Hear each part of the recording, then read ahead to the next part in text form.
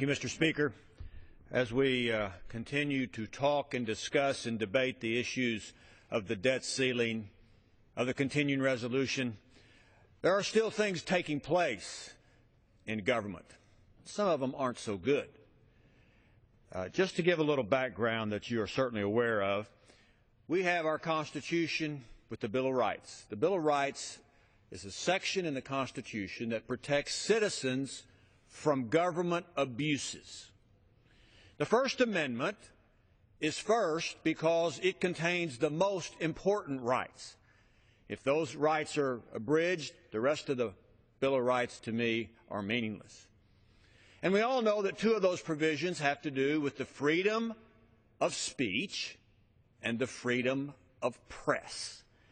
We traditionally honor those because they are so important. And historically, the most controversial of all speech and press was political speech and religious speech.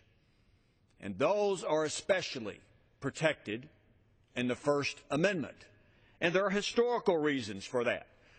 The colonists, our forefathers, they were an ornery bunch, and they were constantly hammering through the press and through speech King George, Great Britain, and their abuses on individuals in the colonies, and rightfully so. Therefore, when our Constitution was written and the Bill of Rights were written, we wanted to ensure that under our philosophy and under our democracy in the United States, speech, press were protected by the individuals.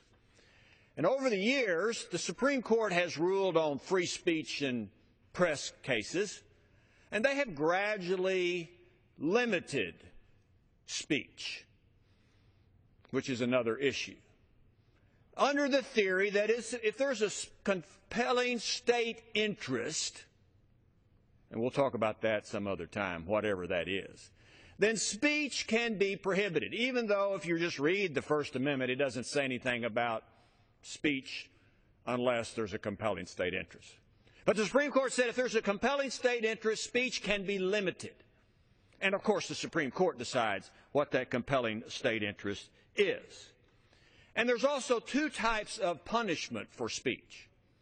One is censorship, which is the most egregious. That is to prevent someone from saying something or publishing something. Then there's the other type of punishment for speech after the speech is made. Then there is punishment sometimes for what is said, such as a threat or yelling fire in a crowded theater. But the most egregious is preventing someone from saying something or printing something or publishing something. So that brings us to what's taking place. We've all heard of Fast and Furious. That's the situation where our government sent guns to Mexico under the theory that they're going to track the guns. Americans were killed. Mexican nationals were killed. We're over in court because Eric Holder won't give us information about Fast and Furious. And one of the ATF agents has published a book, or wants to publish a book, called The Unarmed Truth. And it's Fast and Furious. He's an agent in the ATF. The ATF has a policy that says, well, we, the ATF, decides whether someone in our organization is allowed to publish or have some type of outside employment. And we use our own discretion. It's just up to us. We don't have any policy rules. We just decide. And they've decided that because Dotson wants to publish this off of on his own time, not on company time, government time, he went and tried to get permission. They said, you can't publish that book. And here's the reason he was given, Mr. Speaker. The reason given to him was, well, it might hurt the morale in the ATF. Now, do you think that's a compelling state interest to prevent a person from printing something and violating his right of free speech because the government says it might hurt the morale in the ATF? Well, no kidding. You got somebody that wants to tell the truth about the ATF.